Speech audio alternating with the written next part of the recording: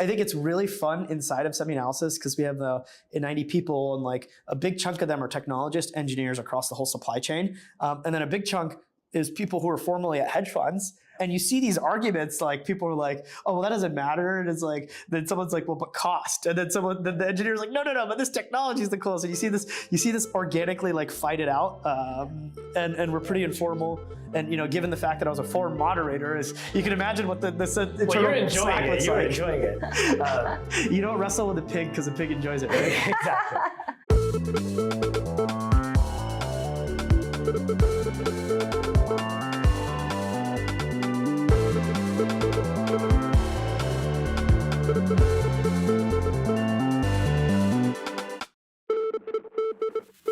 We're here in the SemiAnalysis office with Dylan Patel. I'm Sean from Sequoia. My partner Sonia Huang.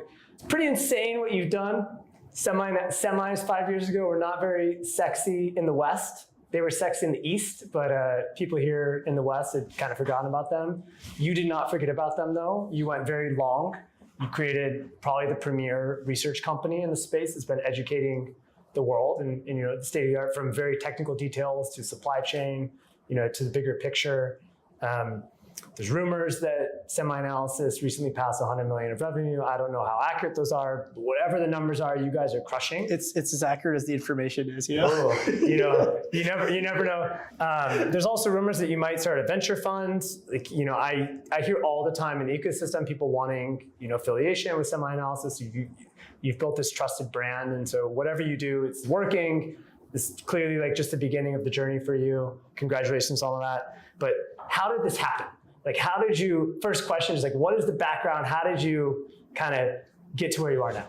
Well, when I was a young boy and coming out of the womb, so I grew up in like a small business. My parents had a motel. We lived in the motel. We later had a gas station. So, I was selling, I joke a lot of times the first neural network I trained was racially and visually profiling people based on when they enter the gas station, which cigarette to pick. Oh my right? gosh. Basically, the cigarettes were all extruded across the top, and I was too short to actually reach them, and technically it wasn't legal to sell cigarettes at that age, but whatever. I had to move the step stool over to the right area. I started working, my first job was before it was legal too, so yeah. But it's a good experience. Well, I didn't get paid, right? It's a family business. Same. But yeah, we had our motel, and then across the street was our gas station. So sometimes someone would walk in, and so like if an old white lady with curly hair walked in, I'd move the ladder or the step stool over to where the camels are.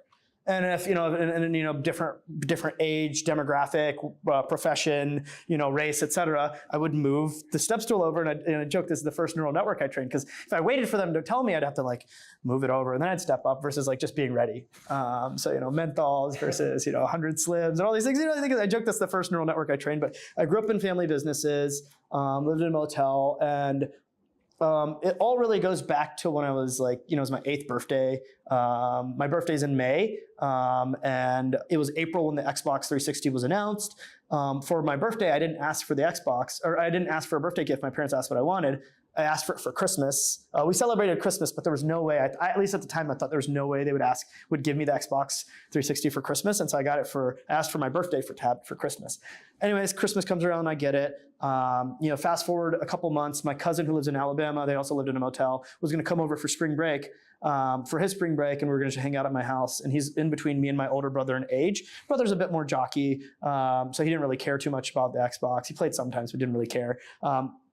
But my cousin, I wanted to think him to think I was cool, right? So I bragged many times on the phone. I was like, yeah, I got an Xbox.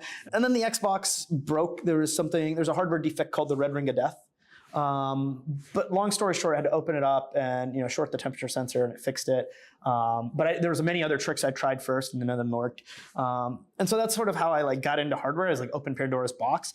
By the time I was 12, I was on these forums a lot, reading, posting a lot, and this is around the time when Reddit ate all other forums. And so I became a moderator of, Android and Apple and Google, as well as hardware, and was looking at Intel, NVIDIA, and AMD and all these other forums, right? So I was build a PC, all these forums I was watching, reading, posting a lot, but some of them I was moderating a lot. And so, watching smartphones develop from very simple to speed racing to being technologically more advanced than PCs. in many ways architecturally, and same with like, all the GPUs, like just tracking and watching that, reading every comment, always having the economic tinge because I grew up in a small business. So I was always looking at the economics, right? There was a time where all the like, I'd say neckbeards on the internet loved AMD GPUs. And like, I personally had bought an AMD GPU too because price performance. But then when it came down to like what's technically better, I'd always be like, no, NVIDIA's better because they use a smaller chip to get better performance at better power efficiencies and their margins better. And so like I would always like talk about how NVIDIA's margins were better than AMD's in the GPU landscape. And so it was like very fun. And you were 12 at the time? I started moderating when I was 12, but this is all through my tweenage and high school years, right? Do you have any other weird hobbies, or was it just semis? I played a ton of StarCraft. At one point I was Grandmaster on the North American ladder, StarCraft 2. Very serious. Okay, so you've gotten just obsessively good at multiple things. Yeah, I mean, it's obsession is good. How were your grades? They were decent. I would say like, I had mostly A's, but there are classes that I like thought were really boring or, just didn't enjoy. Like Spanish, I got like not the greatest grades. But it was like, I speak fluent Spanish, by the way, so it's really dumb. But like, it's just sort of. But maybe that's why you didn't get a good grade. No, I didn't learn Spanish till later, to be fair. But yeah, so it was sort of, my grades were fine, right? Like, I mean, they were fine enough for Asian parents. Yeah. I was better than most of school, but it wasn't like try hard maxing for like all A's. Okay, so you're very much a student of the internet then. This is how you develop this expertise. At what point did you decide to start SemiAnalysis, and what's been the biggest surprise since starting the company?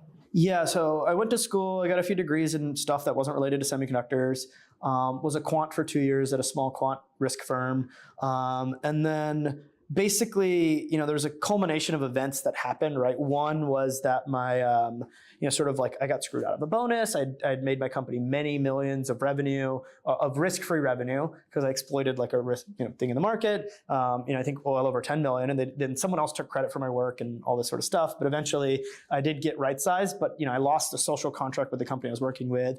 I had some, my grandparents grew up in my house with us, right, or in the motel with us. They lived with us, and so very close with them. And my grandmother got dementia, and she'd forgotten who I was, and she fell down some stairs and had like a tragic accident and passed away. So all of that happened in early 2020. Additionally, there were some like girl things, and so there's a few things that happened that made me like kind of very sad. And so all of those things sort of culminated. Then COVID happened, and my brother's like, dude, just come stay with me. He lived in Nashville, so I came and stayed with him in Nashville. We were like, oh, lockdowns will be a few weeks. You can stay with me while they happen, and then you can go back home and whatever. Famous last words, lockdowns lasted much longer. But, living with my brother for a few months, was like sort of like, okay, didn't know what I was doing. I was now at my brother's home. Everything was his rules, sort of like, him and his fiance at the time, now wife, were like there. And so like, I basically had to tiptoe around, but I didn't care about my job. And so I was like posting even more than normal. I'd always been posting a lot on the internet. I'd always been trading stocks a lot. But like I made a lot of money shorting COVID and long in COVID and like all this stuff. Semiconductor shortages happened around then too. And anyways, I was like very much obsessed with posting and things like that. And eventually around that time, I got into an argument with someone on the internet and they doxed me, right? They publicly revealed my identity for my anonymous account. And at the time I was like, oh no, I was scared. I stopped posting for like 3 weeks and I was like, what am I doing? Why do I care? So then I just started posting I had like blogs and stuff as well. I made a real blog, SemiAnalysis. And on my 24th birthday, I posted, 2 blogs. And then from there, it was not a newsletter, but I got so much traction because now instead of posting on an anonymous name, it was a real name. And I put a lot more effort into those 2 posts than I usually did. Instead of like shit posting on the internet, it was like real effort into the blog. You can actually go back and read those if you want. They're not that great, but they were good for the time. They were the best stuff you could find on the internet about semis. And I just kept posting. I started getting a lot of consulting business. 2020, I also I was again crashing out, didn't know what I wanted to do. So I packed everything up, or I took my truck, I bought a tent that fits on the back of the truck, bought an air mattress, whatever, and drove around all these national parks all around America. And so like 3 or 4 days of the week, I'd stay in a random motel where I negotiated the price to be like $30 a night for a room. And I would work on SemiAnalysis stuff. And then the weekends I'd read books and oftentimes read textbooks while in some random national park or hiking and listened to audiobooks about semiconductors, about AI, about all the things that I cared a lot about, and got way more educated over these 6 months where I'm just like going to every national park. And the whole time I was posting. I was alone the whole time. I was posting blogs. Everyone was like, "Dylan, what the are you doing?" Pre-Starlink, or the very early days of Starlink. Pre-Starlink. Yeah, so it was like very much like, "What are you doing?" I travel around LATAM again, like for a year, initially with my friend and then with my ex, for, about a year. And then I go, then 22, 23, 24, end of 21, 22, 23, and 24, I'm still completely homeless since mid 2020, right? But I'm traveling around to every conference in the world. I go to 40 plus conferences a year, no matter where in the supply chain it is. I'm like, oh, that looks interesting. I guess I'll go to that. And I'm like, I went to one conference, like, wow, this is amazing. You get to talk to the experts, and they just like, they're going to talk to you, and then you're so excited. And in the case of semiconductors, everyone's a boomer. So it's like, it's great to like, they're like, they don't see young people who are like excited about it. So they're really happy to tell stuff. And so you just kept doing that. I have to ask on this, was there like a part of the supply chain or one of these conferences that, particularly changed your view of the semi world, or that you felt then or feel now is particularly underrated? I think the trade shows like range and conferences range really widely. Obviously, some of the the ones I have the most fun at include NeurIPS. Why is that? Because it's 20,000 AI researchers, and they're generally in my distribution of age range, so it's like a lot of fun. But they're also like leading AI researchers, and it's a lot of fun, and you learn a lot. There's also a lot of parties, and then it ranges all the way to like there's random chemical conference in Japan where it's 300 Japanese dudes. It's like 20 guys from ASML, 20 guys from TSMC, 20 guys from Intel. And those are the only people who speak English. Everyone else speaks only Japanese, and you're like, I guess it's still pretty interesting and fun. I think like one thing that I have a skill set of is like I'm able to bond with anyone regardless of their background and like who they are. I'm able to talk to them, find something interesting to talk about. Oftentimes it's the tech stuff, but and so I think like the most interesting conferences are oftentimes like the really big ones, because that's where the biggest stuff is happening. But I think the niches that are really, really exciting is like, SPIE. So there's IEEE, which is International Electrical Engineering something. And then there's SPIE, which is another ecosystem. SPIE conferences are super, super deep in details. Every single one that I went to, especially like SPI Advanced Lithography or SPI Photomask, I went to them the first time, I didn't even understand 90% of what I heard. And then I read. I made some context, of course. And then next time I went, I understood like half of what I went to. Third time I went, I understood like 75% of what I went to. Even now I went and I was like, I still don't understand everything that's going on. Whereas like you go to like NeurIPS, a couple times you can understand, okay, what's neural symbolic reasoning? Okay, what's this, what's that? Like you can kind of get a mapping of what everything is pretty quickly. But some parts of the supply chain are so arcane and so deep and so technical, it takes a lot of times for you to even understand what's happening on everything, right? For every research paper. Doesn't necessarily mean you didn't, you go to a conference for a few reasons, right? You understand the research, you understand, but like it's all the research that's being published, but what you really care about is understanding how does that research intersect with technology? Also, how does that research differ from what's there today? And none of these research papers tell you what's happening today. But then you just ask people and you build contacts and you learn, and then you like learn about the supply chain and, oh, this company supplies this company, even though it's not publicly stated anywhere. Or like, you learn that this chemical is like cost about this much and a tool uses about this much. And you just learn all these things. You hear the horror stories of like this chemical had a shortage and it totally threw off this part of the supply chain. And then it turns out there's only 3 companies in the world that make that chemical. And it's like... My favorite one is I learned a Japanese guy at that specific Japanese conference that I went to where almost no one spoke English. In very broken English, he told me about how his father worked in this industry in the 1980s. The only factory in the world that built this chemical burned down, and that caused memory prices to like double or triple. And I was like, wow, not too different from today. not at all. It's crazy. Inference, going to be the biggest market on Earth. The biggest market beyond Earth. Agree or disagree? I mean, obviously, use of tokens is going to be the biggest market. Yeah. And the value that's created from tokens is going to be the biggest market. But I think tokenomics, sort of the use of tokens, adoption of AI, sort of is the most important thing that's happening. And inference, whether it's open models or closed models, will be like one of the biggest markets in the world. Much bigger than oil, I think. Much bigger than like many other parts. Like inference of AI will be, many percentage points of the GDP. Yeah. Right. What you've done with Inference X, I think, is, industry standard. Maybe say a word on why you started it, what it does, and what do people misunderstand about performance benchmarking on inference?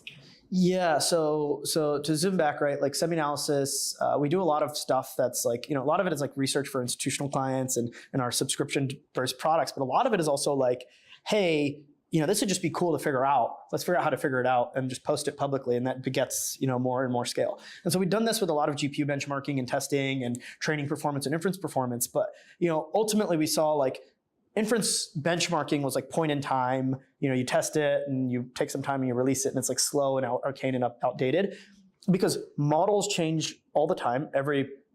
I feel like every week there's a new model, whether it's a Chinese model or, today Mythos 5, Fable dropped, and new models are coming out all the time. On the software layer, PyTorch, VLM, SGLang, new drivers, new something drops. In fact, the update cycle for most of these libraries is twice a week. So you basically have the software updating all the time, and therefore performance changing. New inference optimizations are coming out, and those get updated. And so I feel like it's a relentless breakthrough after breakthrough after breakthrough that keeps driving efficiency and cost down, which is why we've seen model costs drop for equivalent quality by like 60x a year. It's incredible. But to stay on top of that, you can't have point-in-time benchmarking. You need to have benchmarks be living and breathing, i.e., constantly running on the latest hardware, on the latest models. And so we embarked on a project and we got a lot of buy-in from the ecosystem. This was only possible because we had enough aura with some of the ecosystem where we were able to get CoreWeave and Crusoe and Nebius and Oracle and Microsoft and Amazon and Google and OpenAI to contribute to us compute, and then we were able to work with SGLang and VLM and now RadixArc and Inferact, which are the private companies who are sort of leading those efforts, the open source efforts, to collaborate with us. We were able to get NVIDIA and AMD and Google and Amazon now, because we're adding TPUs and Trainium, to collaborate. Now we've got all these people collaborating. We've got over $50 million of hardware donated to us. Once we launch TPUs and Trainium, it'll actually be over $100 million of hardware. Maybe about like 15 different chip types, all running these benchmarks every single day on all the latest model, right? The best model from Moonshot, the best model from Alibaba, the best model from, there's about 5 different Chinese models, the best open source models, the best Chinese labs there. We run benchmarks on their models every day, and then also the best US open source models, GPTOSS, Nemotron, et cetera. So we're running these benchmarks every day in an automated fashion, and they run on these servers that are dedicated to us for inference benchmarking, and we sweep across so many different configurations and optimization types. And then what it creates is, and all the results are public and all the configurations are public, so now we have the Pareto optimal curve, because a lot of times when people are comparing inference performance, they're like taking a suboptimal curve or point for someone else and comparing it to their optimal one. It's like, well, yeah, I can stick, if I drove a Porsche versus like some race car driver, obviously I'd drive it slower. It's the same thing with inference benchmarking. And so what we did is we created open source, basically containers for the optimal points across every point on the interactivity, i.e. how fast is it responding to me versus, batch size, i.e. how many users am I simultaneously serving curve.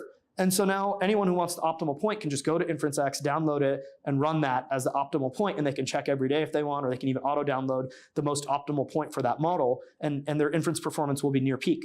Is that curve like the most important curve, in your opinion? The throughput interactivity curve is the most important one? Yeah, I think most things in hardware, infrastructure, model, application layer, everything is downstream of that curve, right? Is it something that needs to be super, super fast, super low latency, and I don't really care about the cost, so I make batch size very low, and I use techniques like speculative decoding or multi-token prediction heavily, and there's so many possible techniques there? Or is it something where actually I'm batch processing a ton of documents and I don't really care about all these things, so I don't use these techniques that actually are worse on cost efficiency but help you with speed for an individual user, because I just want to pack a bunch of users. I don't care if the document takes all night to process, right?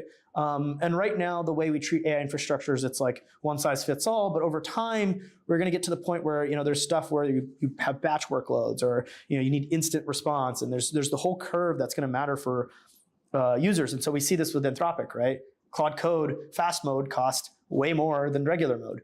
And same with OpenAI's priority queue thing. Sorry, dumb question. How does cost factor into this chart?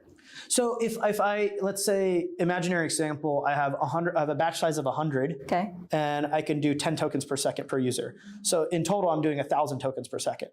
Off of that one piece of compute. That's one side of the curve, super slow, 10 tokens per second. Other side is I have 500 tokens per second, but I can only have one user. And so maybe 250 tokens per second, one user. And then there's points on the middle that are more Pareto optimal, right? The average person actually wants like 50 or 100 tokens a second, and maybe the number of users I can batch together. So the curve is, okay, 1,000 tokens total per second, or 250 tokens total per second, depending on how many users I batch, and there's a curve in the middle. And so ultimately, some workloads will actually want the 4x cost decrease, because the same unit of hardware can do 1,000 versus 250. And some users, I'll pay 4x more because I don't care about the price, I care about time. Because the person using the tokens is expensive, or the feedback loop that I have here is expensive. If you had to guess, you choose the time frame, 10 years or 15 years, what percent of inference compute do you think will happen in space? Ooh. It can be 0%, 50%, Sean coming in hot. 99%. Like, This is a tough one. so you choose the time frame, like 10, whatever time frame, and you're. So I think the non-consensus, or at least against SpaceX thing, I love SpaceX, by the way, and I totally would buy the IPO if I could buy stocks. Not investment. Not investment advice. Thank you. Not investment advice from Sequoia either. I don't think that space data centers will really matter in the next 3 to 5 years. With that said, I think in 20 years, I think the vast majority of compute will be going in space. And so the real factor there is sort of, what's the cost? It's the time frame. It's the time frame. It's the cost of building power on terrestrial land, and how much power are you going to be able to do on terrestrial land. And I think obviously my views of where inference, how many gigawatts or terawatts are devoted to inference it's a crazy curve for me personally. What's your forecast? How many gigawatts are? I think by 2030, just OpenAI and Anthropic will have over 100 gigawatts combined. And then you'll add, Meta and Google and, so on and so on and so forth. It's a humongous amount of compute that will be dedicated to inference. And by like 2040, it'll be terawatts, right? The curve of like productivity that we're going to get, and so inference deployments is going to be huge. And so if you look at like 2040, I think like probably more than half of incremental compute will be going in space. But if you look at 2030, I think it's sub 1%. Do you think intelligence per watt has been increasing? And then it seems like there's still a giant gap between where we are intelligence per watt versus like human biology. And so like if we are, do you think we are to close that gap? And if so, where is that gain going to come from? Yeah, I think it often depends on what you're doing too, right? Like a TI-84 is way more intelligence per watt in terms of doing math than us. And it's like 30 years old, right? Yeah. So obviously this is like a dumb, sort of general intelligence. Yeah, but general intelligence wise, so one of the things InferenceX does is we also measure the power and cost of all of this hardware. And so we offer not just throughput versus interactivity. We offer cost versus interactivity. We offer power versus interactivity. And so as far as has intelligence per watt been increasing, I mentioned it's been a 60x cost decrease for same benchmark level. We've also seen the same on intelligence per watt. It's not been exactly 60x. It's been closer to like 40x. Some of the efficiencies are non-power ways, but there's been a humongous improvement in intelligence per watt on an annual basis, at least so far this year, last year, year before. And I expect that to continue. As far as where we are from the human brain, we're many orders of magnitude away. Thankfully, doesn't really matter. We can devote a lot of power to computers, much easier to power computers than human brains. Like, we have sickness, disease, and like food preferences. Sleep. Yeah, exactly. Let me just ask one more question on the general theme. In my opinion, in terms of like, intelligence per watt or intelligence per dollar, like any of these metrics, I think there's kind of 3 levels of input. You can get hardware improvements where the hardware is more efficient. You can get low-level systems optimizations, like kernel level, improvements, matrix multiplication libraries, things like that. Or you can get like high-level, like model level or algorithmic improvements, at the highest level. It's like, to me, it seems like in the last 3 years, most of the gains have come from hardware level and some from the model level. Like, do you think that is what? Do you agree with that? Do you think that's what it'll look like in the future? Do you think there's a bunch of juice to squeeze in the, say, like kernel level? Like, how do you think about Sean, this? I completely disagree with you, by the way. Okay, great. That's why I'm asking the question. Yeah. Okay, so I think one way is to look at it as these 3 different layers. And in that sense, like, okay, from Hopper to Blackwell, which is all we've had over the last 3 years, roughly 30x improvement on DeepSeek. On the most optimized deployment, which is, you can see on InferenceX, there's about a 30x improvement. But, over the last 3 years, we've had way more improvement in intelligence per watt. A lot of that coming from the model layer, right? If you look back 3 years, it's GPT-4. Now it's like, maybe like Quen, one of the smaller Quen models that's like, 27 B parameters total and like 2 billion active is like way better.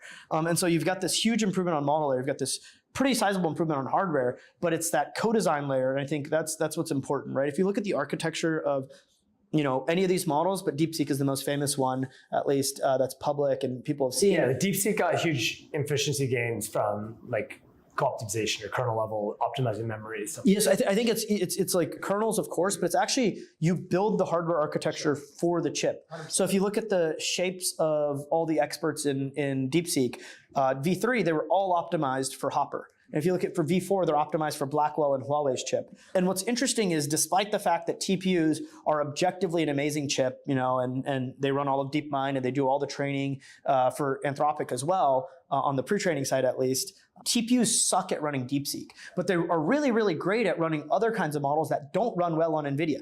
There is some level of such deep optimization that has been done, whether it be shapes, network I/O, patterns, how you do the collectives, how you do things around, the arithmetic intensity, the attention mechanism, all these different things are co-optimized between the model and the hardware and the infra software in between, and it's hard to say you can disentangle the gains. Do you think that my understanding is that China has done this a lot better than the West the last few years? And the DeepSeek was one of the first models to really do this. I don't necessarily think so. I think it's more so that the West doesn't tell people what they do, right? Like OpenAI didn't tell people that GPT-4o was how sparse it was, what the shape size was, all these things.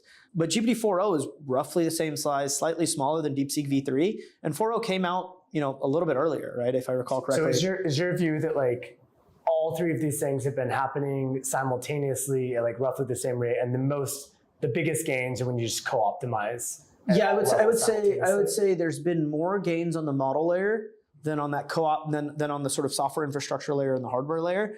But there's been innovations on every layer, and really the biggest gain and the beauty of the best labs is when they co-optimize all three. And that's what when Anthropic is even though they use many different kinds of hardware, they don't really inference too much on TPUs. They mostly train on TPUs, and they inference a lot on Trainium and GPUs. And GPUs are more the jack of all trades, but they've optimized their hardware, they've optimized their model, they've optimized everything so that they can do that. Whereas OpenAI, they're prior models were optimized for Hopper more. Now they're more optimized for Blackwell, and you step forward through time. These labs, and the same with Google, right? They've optimized. Gemini 2 was really optimized for the TPU V6e, or TPU Gemini 3 was, and then Gemini, the next Gemini that's coming out is really optimized for TPU V7.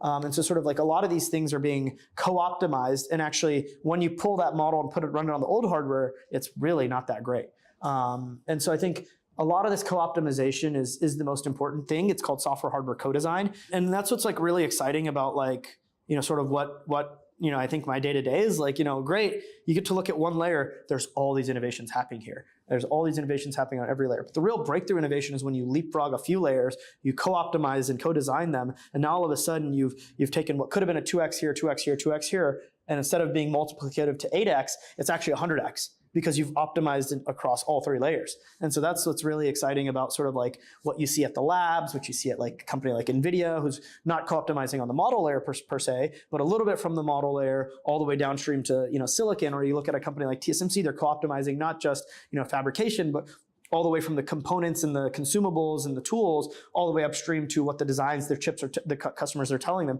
is this co-optimization across many layers of the abstraction stack. There will always be bottlenecks somewhere in that optimization, though, that are lagging behind and then need to get pulled forward. And band-aids to exactly, cover that up.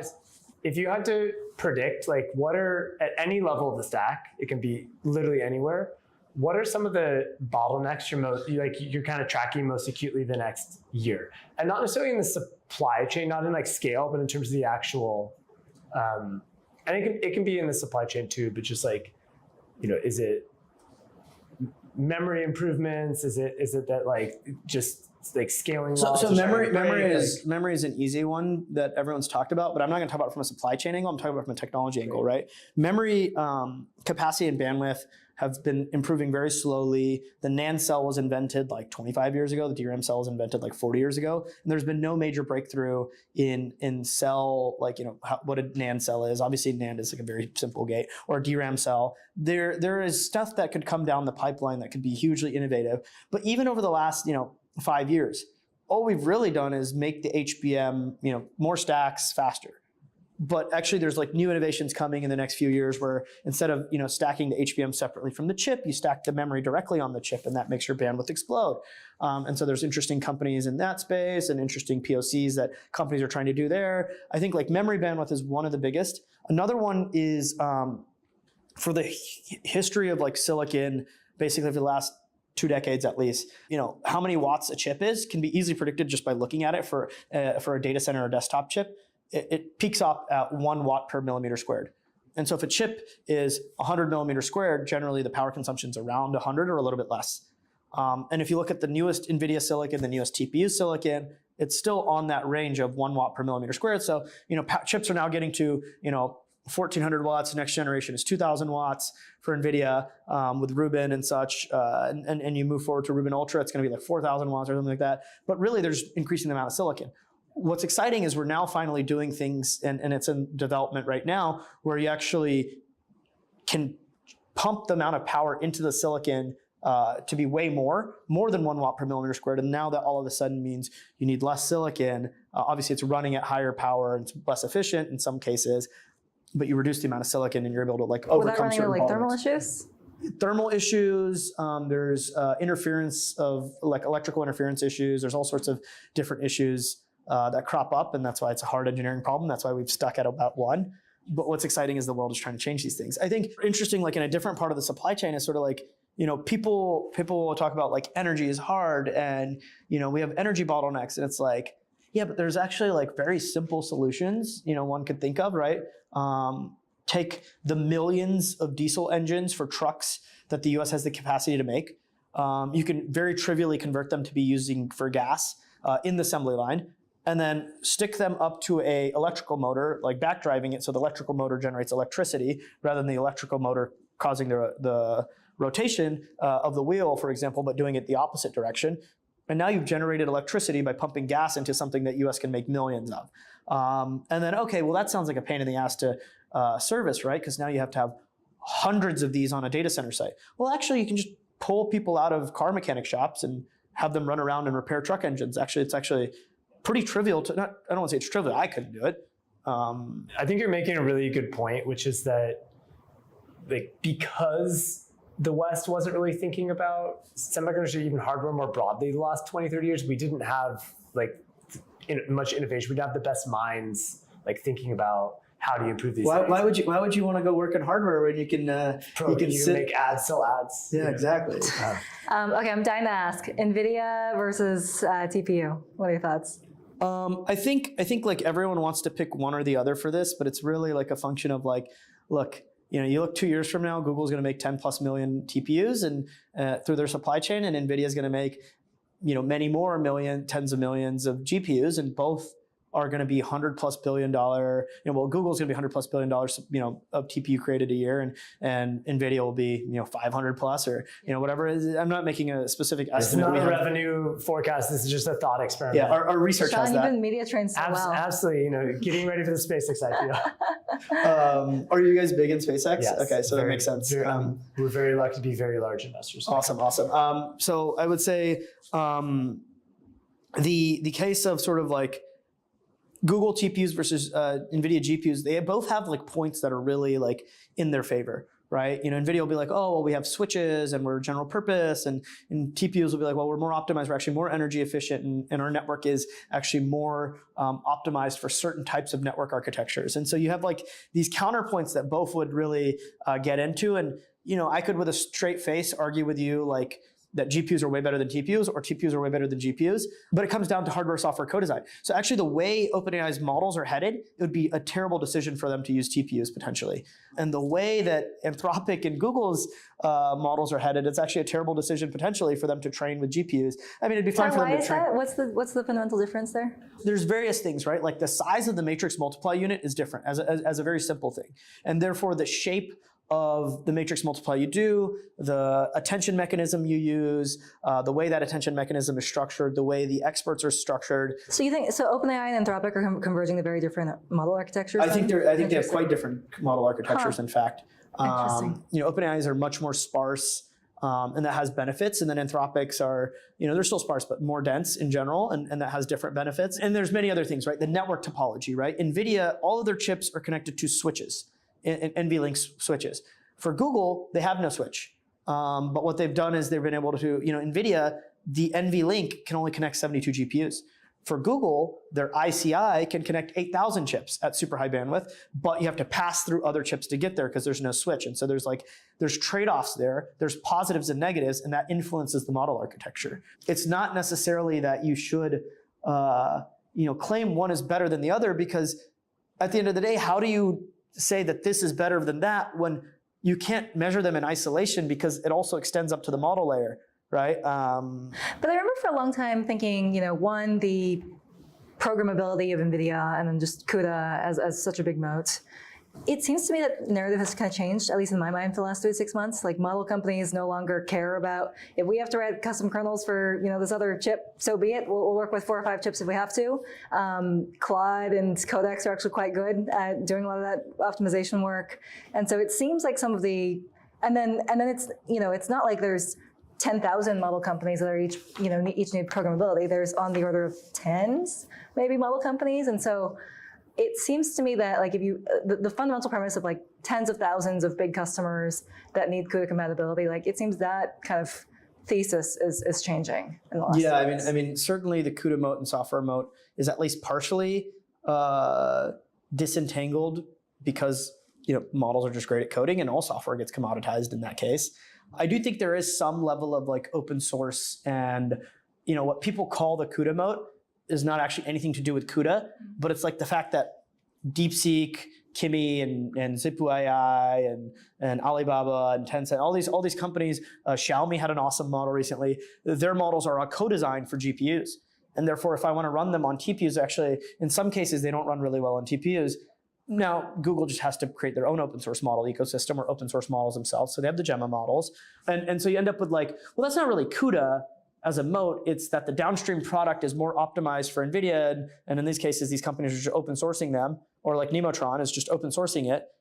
And then the users of it, for example, the inference API providers, the RL companies that are trying to take open models and customize them for companies' business use cases. All these different companies are downstream of the fact that, like, okay, well, I guess I need to use NVIDIA because the ecosystem uses NVIDIA, even though I don't particularly care about writing CUDA kernels, because the models are great at that. But it's like the shape of, like, well, this expert, the DMOD is this, and the hidden dimension, blah, blah, blah, is this, right? And so therefore, it's better to run on NVIDIA GPUs than it is on TPUs, and vice versa, right? If Google were to actually open source really good models, this would be the same thing, right? People would take their models and they'd be like, oh, wow, these don't run that well on NVIDIA GPUs. I should actually just rent TPUs or buy TPUs and do it on there. For small teams, you're going to want to use all the open source software like VLM, SGLang, PyTorch, all that stuff. But the big labs, they don't necessarily need to use all that, right? OpenAI's forked PyTorch long ago, and Anthropic and all these other people don't necessarily rely heavily on the open source implementation of these things. They've forked things or built it on their own already, and so they don't need to rely on the open source. And therefore, now it's more like, I'll choose the best hardware and I'll co-design my model and infrastructure software through and through for that hardware that is the best and most cost efficient. And I'll have AI help me write all that software. What do you think of Cerebras? I think Cerebras is a really innovative company. I think in some spots of the market, they're really, really good. Very fast inference. I think that's a big market. We use fast mode almost exclusively at SemiAnalysis. By the way, I love how disciplined you've been about accounting for, I don't know if that was one exhibit you did or if you do it consistently, but accounting for the dollar spent and the ROI on each task. It's awesome analysis. Yeah, we do it pretty diligently. And so thank you. That was the Dark GDP article that we wrote. And so, and also like track everyone's token spend by day.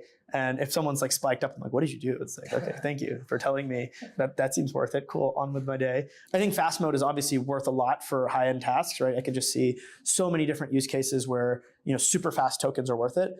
I can also see the flip side where there's a lot of use cases where super fast tokens aren't needed and therefore the market won't pay for them and they'll use GPUs and TPUs instead. I think the big risk for Cerebras is I mostly think the best models are the ones that you want to use fast mode on, and small models you necessarily might not use fast mode on. I could see that being wrong with financial markets maybe or something like that, like a Jane Street high frequency trading or something like that, or medium frequency trading. But ultimately, running really large models at really long context is very difficult on SRAM-based chips like Cerebras, like Grok. And so now it all of a sudden is like, what happens then if like the models get too big, right? If OpenAI's model's not, on the order of hundreds of billions parameters or, low trillion parameters, but it's actually 10 plus trillion parameters. Now all of a sudden, I don't think that will fit on Cerebras, right? And then if that doesn't, with a long context length, right? If you have a million context length, now that makes it really difficult to justify, and is all, so far we've seen the bulk of revenue and usage at the labs be on their best model. Even when the model price has gone up, we've seen that. There's some data that shows that even though Fable just released today, they've had incredible amounts of people switch to Fable and Mythos, sort of that next tier model, even though it's way more expensive. And so, that's volume by dollars totally, but what about volume by tokens? Well, I guess who cares about volume by tokens? It's about the dollars. Fair enough. Right? If I don't care that there's, I don't know, 200,000 Mini Coopers or Toyota Camrys sold, if I don't know, 4.150s are 5x the ASP and they sell only half as much. Okay, right? fair enough. And therefore the most lucrative market is pickup trucks in America, right? Mostly being facetious, but like. I do think this is one of the things that you've done so well and differentiates you from almost everyone else is that you care so much about the economics in addition to the technology. And I think very few people bridged those two things well. Yeah, in thank this you. space. And so I think it's really fun inside of SemiAnalysis because we have 90 people and like a big chunk of them are technologists, engineers across the whole supply chain, and then a big chunk is people who are formerly at hedge funds. And you see these arguments like people are like, oh, well, that doesn't matter. And it's like, then someone's like, well, but cost. And then the engineer's like, no, but this technology is the closest. And you see this organically like fight it out. And we're pretty informal. And given the fact that I was a forum moderator, you can imagine what the you're enjoying it. You're enjoying it. You don't wrestle with a pig because the pig enjoys it, right? Exactly. Just on this topic, before going to the next question, are there like trigger topics in semis for you? Like if someone's like, which is like such a meme, you think this person must be a moron. Like if it's like, oh, you like memory is the bottleneck. I mean, it's true, but like, I think moreover, the one that really gets me is people are like, AI has no ROI. Yeah. Infuriates me, right? Like there's like, what's the ROI? Or like denying model progress, right? There's these people that are like, models aren't getting better. They're not reasoning. They can't think. They're going to dead end and plateau. And it's like, bro, the line has been up and to the right in terms of capabilities this entire time. And they're like, look, this benchmark didn't improve. That's because it's at 90%. Look at the new benchmarks. Yeah, you've saturated. Now they're skyrocketing, right? It's like, I think that's more so the issue and challenge. Like I think semis are really complex and I don't fault people for lacking like understanding of it. Like I learn stuff every day about the semiconductor supply chain from people, and I've been studying it for, arguably 18 years since I started moderating the forums when I was 12, right? Like, arguably been studying it for that long, but even then, like, and it's like live, breathe, and that's all I care about. But there's so many layers of the abstraction stack. It's like I learned about a new chemical that does like $100 million of sales like yesterday. And I'm like, whoa, didn't know this one existed and what process it did. And it's like, you learn about things all the time. It's like, okay, $100 billion sales in a, couple $100 billion industry is whatever. But like, it's like, but it's essential. It's essential. And it's like, actually every chip requires it. It's like, wow, I guess there are 1,000 process steps. And it's like, oh yeah, you like semiconductors, name every process step. It's like, no, come on. What I think is the most funny is when people have all the facts in front of them and then they get the conclusion completely wrong. And that happens in our job all the time too. Yeah. I mean, I think my attitude is not to be mad that you do that. It's to do it as fast as possible. I think the industry, because it's just like AI is the most important thing in the world right now, and there's so many near-term bottlenecks. We talk a lot about the near term. Are there longer term things that you're really excited about, like say on a 10-year time frame? We talked about orbital data centers, but like silicon photonics, you think they're underrated or overrated on a 10-year time frame? Are there other things that on a 10-year time frame? Yeah, I mean, I think space is like super crazy awesome in the 10-year time frame that I'm, for space data centers and all these sort of mining asteroids and all these things, which is, super excited about the vision of SpaceX, right? Again, not investment advice before you hop in. I think on the semiconductor side, tremendous market movements and tremendous like things can happen just when like things happen 1 year later or sooner. And so that's all like technology that like, in terms of like co-packaged optics, like, well, like everyone knows it's going to happen by the end of the decade. The debate is like 27, 28, 29, 2030, but some point along there, it's going to happen. I think the more interesting thing is like, there's companies like, did you guys invest in Naveen Rao's company? We did. Okay, yeah. So I think like he's trying to innovate on like the silicon layer, on the software abstraction layer and the model layer simultaneously. And he fully understands that it's not we're going to do this in a few years. It's not a 2-year time frame. Yeah, it's not a few year time frame. It's a long-term bet. And like stuff like that is like, okay, we're going to bring like potentially like analog compute with energy-based models and like all this crazy shit all at once. It's like, that's exciting. Probably won't work, but that's exciting, and I like really look forward to. Definitely won't work quickly. Yeah, definitely won't work quickly is what I should say. I believe in Naveen, and like I met him very I think he's one of the first people I met in the industry. Funnily enough, like in 2020 or 2021, actually 2020. It says something about him. I think he's someone, in my experience, he's always trying to. I baited him on the internet. That's what got to me. He's always trying to help the younger generation. Like he's trying to identify talent and. He's also so ahead of his time with Mosaic. I remember getting pitched. No, it was 2019. I was still anonymous then, actually. I baited him on the internet, and he started replying, and then I just took it to DMs, and then took it to a call, and like that was the first person who was like really important that I talked to in the entire semiconductor industry. That's funny. But yeah, sorry to interrupt. That's funny. What do you think is the end state of the ecosystem? Like, do you think every lab, every hyperscaler just has its own chips? Like Trainium seems like it's now working. Right, so do you think we end up with every lab, every hyperscaler has its own chips, at least for inference, and then maybe for training you go to NVIDIA or whoever? Or what do you think is the end state? I think everyone will try and they won't stop trying. I think ultimately, supply chains matter, what technology you can bring in matters, and more as the industry gets bigger, supply chain diversification happens.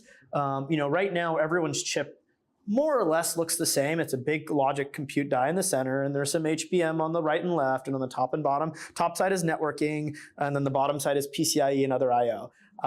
And that is the exact same structure for Trainium, TPU, NVIDIA chips, and most of the startups. Not Grok and Cerebras; those are doing weird shit, but that's cool. I think like as you step forward, we're going to get more bifurcation of hardware architecture and model architecture, and therefore people are going to co-optimize them. And some of them will end up in local minimas, right? As we're, if it's like gradient descent, like people are like trying to go to the most optimized solution. Some people will race to a local minima, and then the question is like, how do you scoot back over to like the absolute minima? And to some extent, like NVIDIA will always be more general purpose than anyone else's chip in general, at least on a parallel AI compute basis, because they have so many customers who care about different things and who will always give them feedback in the design. The minima will always be better than them, but is that minima a local minima? Like is the TPU or Trainium or Grok or Cerebras or whoever's design optimized awesomely for here, but in the end state, actually, you got to go over here, and so they're wrong. Yeah. And maybe they make a great time, they're great for a little bit of time, but then they end up being wrong. It's like, that's the real question. And so I think there will be a big market for general purpose AI compute, because you talk to people at labs, they don't even know what architecture they're going to be doing in a year. Like, right? Like they literally don't know what architecture they're going to be doing in a year. They have bets, they have many research bets, and that's this exciting thing, but they don't know where it's going. Generally, they like know what hardware they have and they're trying to co-optimize, but ultimately, like if a new breakthrough happens on model architecture, it's like, just replace the attention mechanism with something else, right? Who knows? Or, all of a sudden, something happens, the best hardware will change. And therefore, like, are people going to make 5-year investments on hardware solely on, an ASIC that is more specialized, or are they going to they're going to have some bucket of more general purpose compute? And so you see this with like, Google's paying $11 an hour per GPU to XAI for GPUs, right? Like that's insane, right? That's a very high amount of, obviously compute is limited and so on and so forth, but it's like very like insane, but at the same, despite the fact that they have TPUs. And so there's like some questions there, like why do they do that? Google actually has 3 different design programs for TPUs. They're making a TPU with Broadcom. That's a different architecture than the TPU with MediaTek. That's a different TPU than the architecture that is, I won't disclose, by research. But they're making different architectures. It's not just like, oh, they're making TPUs with a couple vendors and it's the same architecture. It's different architectures. And the third one is a very different architecture from the first 2. And so I think people recognize that the local minima can happen, and therefore I think everyone will have their own ASIC program. I think everyone will deploy billions of dollars of their own ASICs, tens of billions of dollars. In the case of Google, hundreds of billions of dollars a year of their own ASICs. But ultimately, they're also going to have workloads that don't use TPUs, right? Some of the Google bets that are not Gemini DeepMind actually primarily use GPUs. They don't use TPUs. Some of them also primarily use TPUs, right? It's a bit of a broad thing, but like, maybe for drug discovery or for Waymo, you might not want to use TPUs. I won't say which one it is, but like, there's different architecture bets and different paths for AI. AI for science may have different algorithmic patterns than general intelligence AGI models. And so I think we'll see diversity continue to proliferate. Yeah. And because the market has gotten so big, niches will be carved out. And so that's makes it possible for companies to have their niche and actually make money, even if the majority of the pie goes to NVIDIA and TPU and Trainium. Yeah. Okay, love that. Can we talk about the data center build-outs? Like one, it seems like, by all accounts, if you look at the charts, like dollars per compute hour, we are in the middle of a crazy compute crunch. And it seems like it's both a demand and supply side crunch, right? Like demand for long horizon agents skyrocketing, supply, a lot of these data center build-outs are delayed. Do you think we're in a compute crunch for the foreseeable future, or do you think it alleviates at some point? Yeah, so every quarter we're deploying vastly more compute than the prior quarter, and there's more data centers built than the prior quarter. This year there's going to be 20 gigawatts, even accounting for the delays. And next year there's going to be more than 30 gigawatts, accounting for the delays. Of course, delays happen on everything, right? Anything hardware can have a delay. That's just the reality of life. Are we going to have a compute crunch for the rest of our lives? It depends on what happens with models. But like the TAM for Mythos, Mythos 5, Fable 5, is not just like 2x that of Opus, right? The model is so much better and it can do so many more tasks that the TAM for it is way larger than that. And yet compute in the world did not double in the last 6 months. Right, from Opus, or maybe like 7 or 8 months since Opus 4.5 launched to now, huge 4.6, 4.7, 4.8 were improvements, but Fable and Mythos were like a huge step function improvement. The world's compute did not double in that, or quadruple or whatever in that same time frame. But the demand for useful tasks that can be done by AI, the number of useful tasks and the value of them that can be done by AI has. And so now the question is, what happens? Well, obviously Anthropic in Q2 is profitable. Their net income profitable, excluding stock-based compensation. And I think by Q3, they may even be profitable, including stock-based compensation. That's like how profitable they're getting. And their margins on an Opus token, at least Opus 4.8 token, is like north of 80% for the API price. They've got a lot of deals where their total corporate gross margins gets clawed down a little bit because of like how they do Bedrock deals and Vertex deals and things like that. But ultimately, their per token margin is so high. Well, then if you don't have they have the capability to pay. Ultimately, every GPU they buy at an above market rate, they also bought GPUs at above market rate from SpaceX, which is below the rate of Google, but that's because they signed earlier. It's something that other companies, maybe a venture-backed company or a company that's not really got positive margins, can't necessarily do, right? What is the cost-benefit ratios? Like every GPU I rent, because I'm out of compute capacity, I can immediately turn around and sell tokens on it, or every TPU or every Trainium, I can immediately sell tokens on it at a positive margin. And if I'm running 75% gross margin and I double the cost of the compute, it's fine. I'm still running 50% gross margin. And spinning up more compute nodes is not really necessarily a human requiring task for them if they're renting them. And so ultimately it's like, well, my NOI still goes up, right? And so I'm going to rent GPUs at whatever price, at some level, whatever price I want to pay, I can pay. I have almost a reverse question of like, at some point, does this compute build out go bump in the night? Earlier today, I think there was a tweet, like Crusoe publicly said one of their customers had asked to halt construction on one of their data center build outs. Like, it seems like everybody in the ecosystem is so levered right now to like, we got to build, we got to go build, we got to build. High leverage, high growth to me is like makes me very, very nervous as an investor. Like, wait, hold on. High leverage, high growth means small amount of equity has huge upside. You're not a debt investor. You're a credit. You're an equity investor. Right? Let's go. But yeah, Look, you gotta go to the school of private equity. Levered buyouts only. I actually come from the school of private equity. Oh, awesome. She forgot the school. She's been at VC for too long. No, I just do revenue multiples. No, but do you see any signs of that? Are you worried about that? I see what you mean, right? And that sort of goes back to the model point, right? Obviously, if the model's expanding the total economic valuable work, that's sort of the dark GDP report that we did and that you mentioned earlier.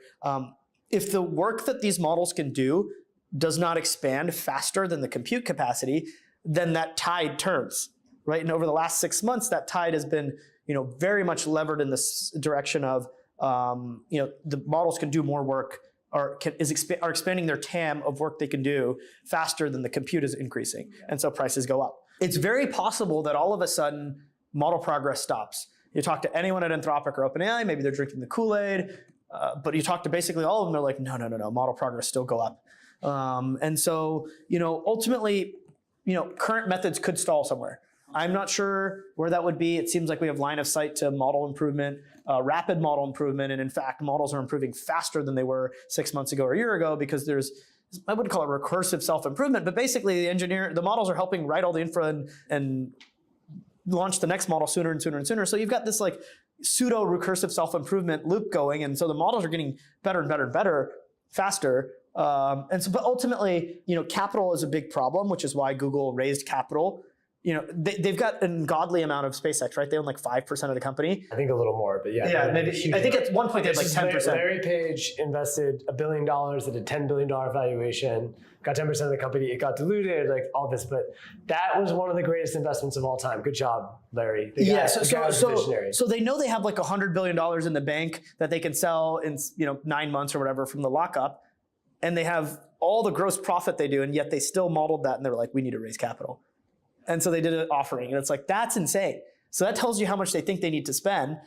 But capital is really, Meta did announce that they were going to do a raise. Stock tanked. People don't like it, but that's all these companies are going to raise capital, whether it be debt or equity. At some point, money spigots will have to, slow down. But right now, every GPU that Amazon adds, they're making higher revenue, or every TPU or Trainium, whoever anyone adds is making gross profit. I'm going to do a little bit of a tee up on this to turn it into a question for you. But as we talk about this, for me, the thing that's going through my head that is almost an alternative hypothesis for the Crusoe example. I'm going to use an analogy in oil. In oil, Saudi Arabia has way lower cost per barrel to produce oil than a lot of other countries. There's also the purity of the oil. A lot of, Saudi has generally very low contaminants in their oil, which makes the refining easier, all of this. The question from me is when you look at, for every gigawatt that's being put in the ground, I've called it the 20 gigawatts coming online today. How much homogeneity do you see in those gigawatts? Is it something and you can tell me whatever metric you think is right, but are Google's gigawatts 2 times more valuable than, say, most neoclouds because they have optical switches and they have they've been doing it for a long time and they know how to do power smoothing?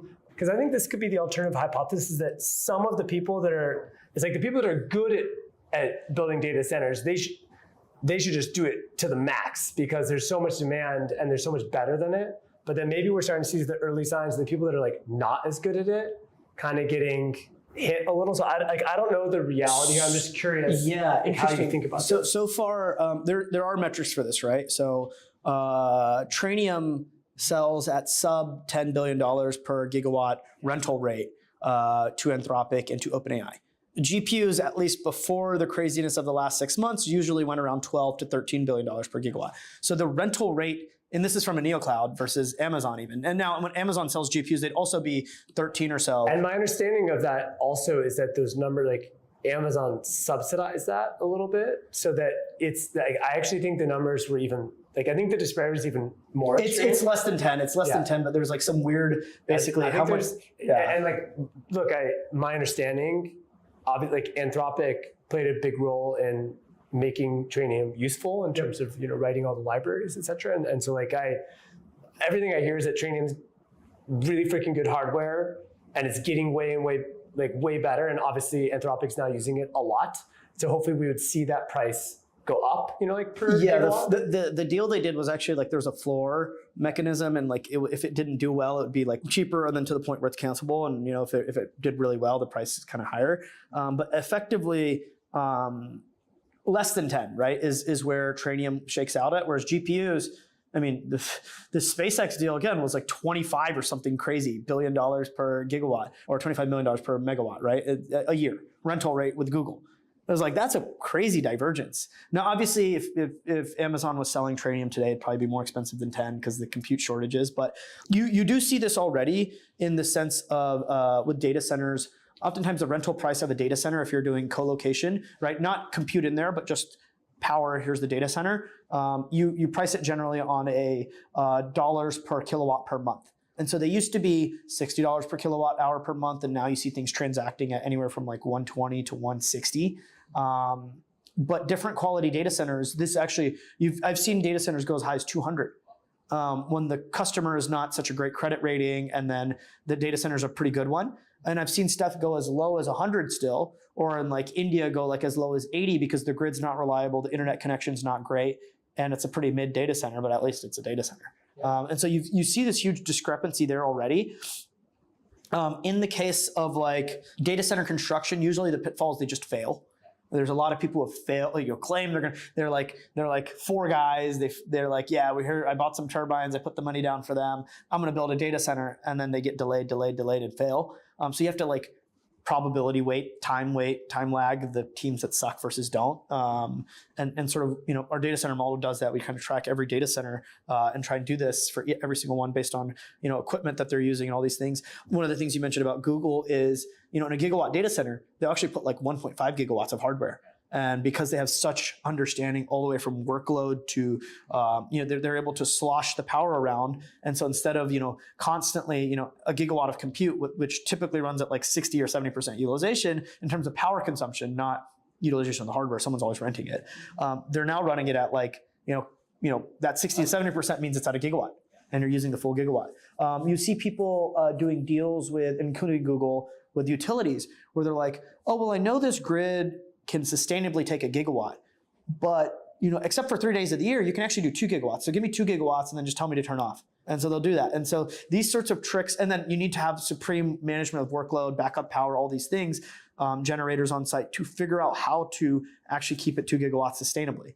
When people do this, they're able to charge more. Whether it be, I'm actually selling 2 gigawatts despite only having 1 gigawatt, because those 3 days I'm able to deal with via battery, gas, etc. Or I figured out how to build power on site. Now I have a gigawatt where no one else does, and so I'm able to do it quickly. It's not necessarily transacting for a higher price, it's that I'm selling more gigawatts. And sometimes there are levers where you're selling more gigawatts, where each gigawatt is selling at a different price.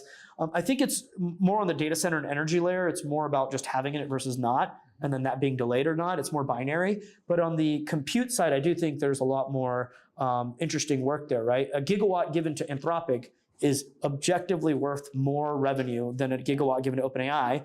And it seems that both of them could sell every gigawatt that they have right now, given rate limit problems and token max limit and all these sorts of things at OpenAI and Anthropic, especially since Codex 5.5 came out, it's much better. And then likewise, if you gave a gigawatt to SpaceX, they'd turn around and sell it. My guess, my suspicion is that they probably make better use of the, hardware than most people. I think people underestimate how much networking experience they have from Starlink in particular, and also how much just power management experience they have from Tesla. Yeah, people like Brett Mayo are incredible. Pretty good.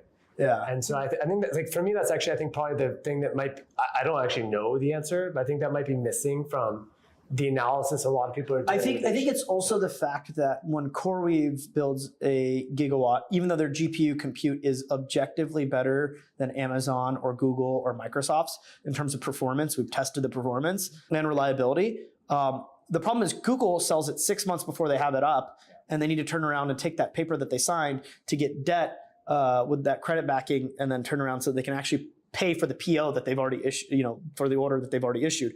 Whereas SpaceX was like, no, this is running now. Buy it, right? And it's a big discrepancy when you have a balance sheet to do that versus not. And that also helps your revenue per megawatt be much higher. Why does the NeoCloud opportunity even exist? Because if you had asked me 5 years ago, I would have said the hyperscalers are going to own this. And you mentioned just now CoreWeave has better performance than the hyperscalers. Why does this opportunity exist maybe at the macro level and then in the execution level? Yeah, so in 2023, I wrote a report that had Amazon really hate me. It was called Amazon Cloud Crisis. So I talked about how Amazon was the best cloud because they had their Nitro NICs, which offered tenant isolation. All the hypervisor ran on the NIC, and then you could sell all the cores. And they had custom SSDs that they made, and they'd buy the raw NAND, and they'd have lower cost because they'd buy the raw NAND and build their own SSDs. And they had their custom Graviton CPUs, and that drove down cost per core. And so they had all these things that enabled them to sell more cores, have better security, good networking but this was all for the traditional CPU, better storage, for the traditional cloud world. But in the AI cloud, a lot of this stuff hurt performance, right? These Nitro NICs were bad for performance, still are worse performance, although they've caught up a lot because they've had a couple iterations to improve them, but they're still worse for performance. A lot of the security stuff doesn't matter because it's not like I'm time splicing users or splicing a socket into many users, right? It's like, no one rents a single GPU in an 8 GPU server. No one rents a single GPU in a 72 GPU rack. They rent the whole rack, and in fact, they rent many of the racks. And so, and then there's no I rent for 6 hours and I give it back. It's everyone has these long-term contracts. So the mechanics of the GPU rental market meant that a lot of the expertise of the hyperscalers fell away, and a lot of the expertise that they did have were actually, some of them were detrimental, right? Network performance. For Google and Amazon, they had custom networks that were better for traditional CPU and for the stuff that they were doing, but actually worse for AI. And then in other cases, it's Microsoft would save money by building their own data centers, but their data center teams were not actually that great. And so when it came time to run, when it was predictable building, it was fine. But when it came time to actually double your forecast for the year, it's they fell on their face and they had to go get a bunch of NeoCloud capacity. I think so. Performance, I think time to market's another one, right?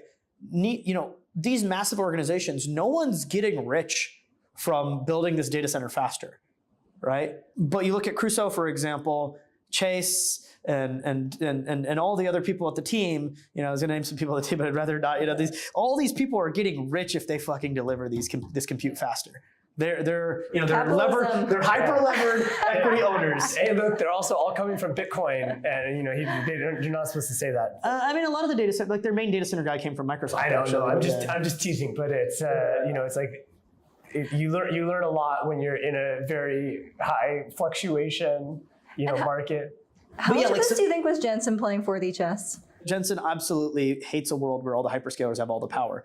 There's a reason he's blowing money on random AI labs that I don't even know if it makes sense to, but he's blowing money and pumping them up and going to everyone around the world and saying you should invest in this company because he wants to create a multipolar world. That's why he loves Chinese labs, because he wants to create a multipolar world. A world where OpenAI, Anthropic, and Google models are the only models is one in which he's screwed. Yep. Right. A world in which the hyperscalers are the only ones building compute is one he's screwed in. Yep. And so of course he needs to point the allocation gun at neoclouds, help backstop their clusters, do anything and everything.